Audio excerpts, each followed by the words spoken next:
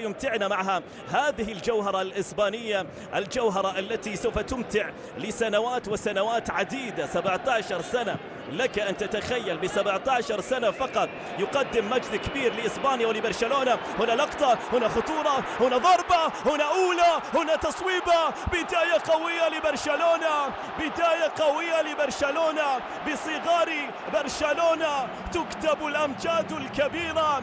نعم، بصغار برشلونة تكتب الأمجاد الكبيرة للبلوغرانا. البارسا يضرب من البداية، البارسا يضرب من البداية بتصويبة تأتي للاعب جافي في لقطة جميلة جدا لصالح برشلونة المسيطر تماما على المواجهة. شوف اللقطة، شوف اللعبة، شوف اللمسة. أولمو بلمسة وتمريرة وصناعة.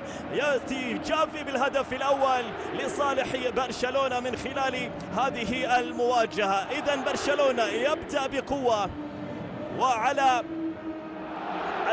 المجد الكلاسيكو الماضي والقوة التي ظهر فيها برشلونة يستمر بقوته، يستمر بعنفوان برشلونة. إذن بصغار برشلونة دائما تكتب الأمجاد الكبيرة. يتقدم برشلونة بالتمريرة لصالح بيدري. يتقدم بيدري، يمرر الكرة يتركها. يا سلام، يا سلام على الثنائية. يا سلام، يا سلام، يا سلام، يا سلام.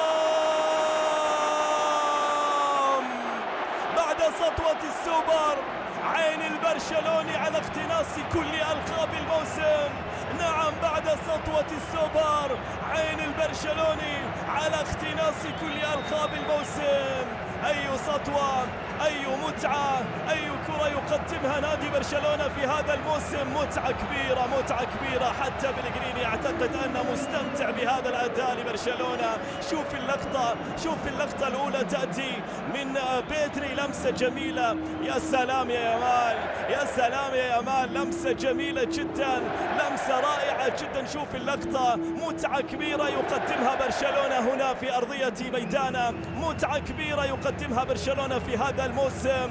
نعم، بعد سطوة السوبر عين البرشلوني على اقتناص كل ألقاب الموسم، كل ألقاب الموسم. ربما يكون لبرشلونة كلمة في كل الألقاب. كان له الكلمة العليا في كأس السوبر الإسباني. وجديد، الأمل ما زال موجود، الأمل ما زال موجود. لكن رونالدو أراوخو تصل الكرة. يا سلام، مرور ممتاز. انطلاقة لمرتدة لبرشلونة، مرتدة خطيرة، مرتدة ربما للثالث. يا عيني على المرور، يا عيني على التقدم، يا عيني على التصويبة. والكرة رافينيا، رافينيا، رافينيا. نعم، رافينيا يسجل، رافينيا يسجل هذه المرة. مرتدة خيالية لبرشلونة، مرتدة مثالية لبرشلونة، مرتدة يأتي معها ثالث الأهداف.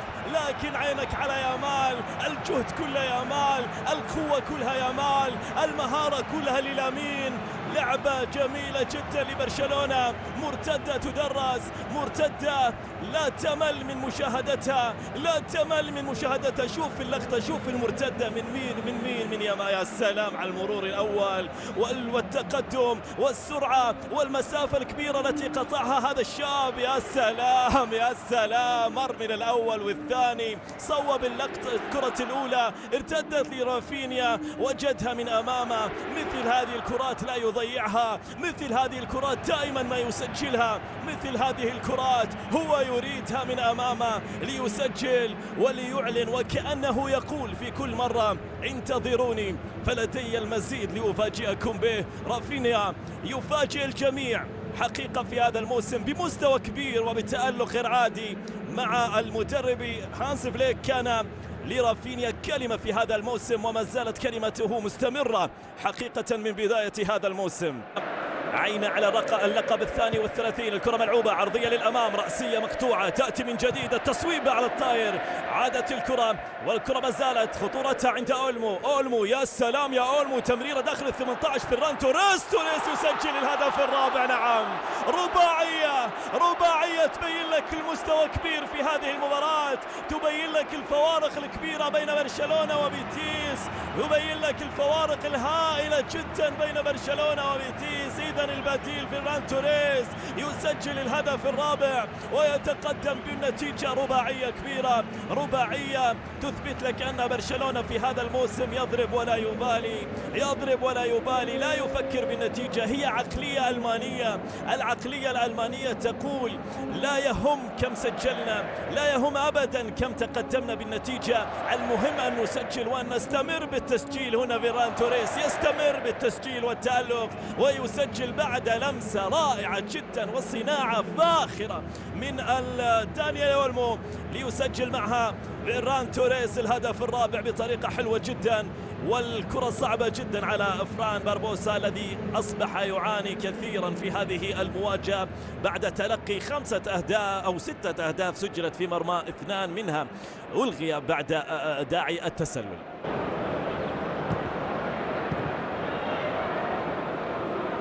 لمسة لدي يونغ في وسط الملعب، يمرر كرته من جديد فيرمين، جميلة ليامال، يتقدم للخامس. نعم الهدف الخامس، لكن أيضا تسلل.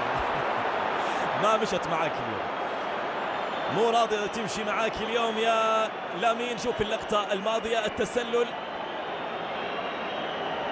لعبة كانت جميلة من فيرمين، لكن من الممكن أن يكون هدف صحيح، من الممكن أن يكون هدف صحيح. انتظار للتأكد من اللقطة، هل كان لامين يامال في موقف التسلل؟ لقطة لم تكن واضحة جدا. لابورتا الذي يأمل بعهد جديد مميز جدا، بعودة برشلونة من جديد إلى الألقاب، إلى التتويج، إلى ألقاب عديدة تكون في كل موسم. حتى الآن الأمور مبشرة بخير لكل جماهير البلوغرانا. البارسا في هذا الموسم بداية رائعة مميزة، اختيار مهم لهانس فليك الألماني. نعم هدف خامس لصالح برشلونة، خماسية وسط نظرة لديكو النجم البرشلوني السابق الذي يشاهد الموهبة الجديدة، يسجل 5 أهداف هذا اللقاء لنادي برشلونة. إذا خماسية ونتيجة كبيرة. شوف اللقطة لم يكن فيها شيء، تمريرة فيرمين كانت رائعة جدا، البينية والإنهاء الأروع الذي كان من الموهبة الرائعة، الموهبة التي ربما تكون خالدة في سن صغير، في 17 سنة فقط، يقدم أداء مذهل هذا اللاعب الذي كما قلت في اسمه جمال وفي أفعاله إرث الأساطير الكبار. نعم فيتور من أمام بينيا، وصافرات الاستهجان للتأثير على فيتور روكي من الجماهير الحاضرة البرشلونية، وانتظار لصافرة حكم المباراة. فيتور روكي من أمام بينيا، فيتور يصوبها ويسجل الهدف الأول. نعم أول أهداف ريال بيتيس يسجل في آخر الدقائق في هذه المواجهة، ليأتي الهدف الوحيد وهدف حفظ ماء الوجه في اللقطة الماضية. شوف فيتور صوبها، كاد أن يتصدى لها بينيا، ولكن الكرة كانت قوية من فيتور. هدف أول، هدف وحيد يأتي من ركلة الجزاء بعد الجهد الذي كان للشاب جيسوس رودريغيز.